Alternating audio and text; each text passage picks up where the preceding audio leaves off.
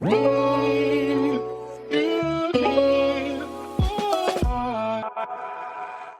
do you differentiate the newsletter email list kind of thing versus those other platforms? That's a great question. And I think, as we get into it, one thing that sort of unfolds is that there isn't as much of a distinction as you might think in the beginning. And the reason is media is the business model.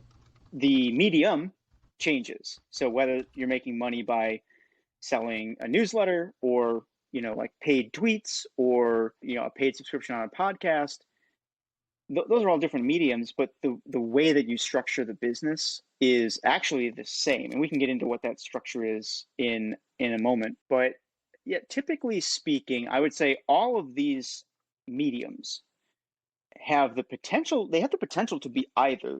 Traditionally, they are just marketing mediums, right? Like for a long time, we used podcasts to sell a course or to sell, knickknacks or widgets or whatever.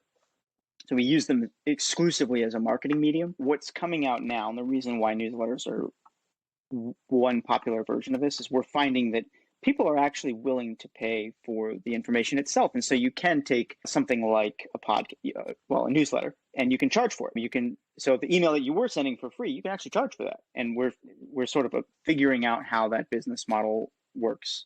You can do the same thing with tweets, right? Like, so you can actually have premium tweets.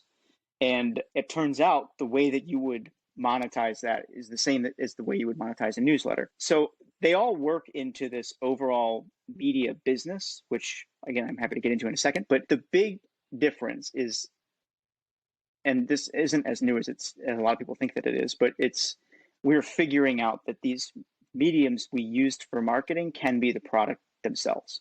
And I think that's kind of an exciting prospect for anybody who is interested in these different niche areas, because it can now help earn you a living.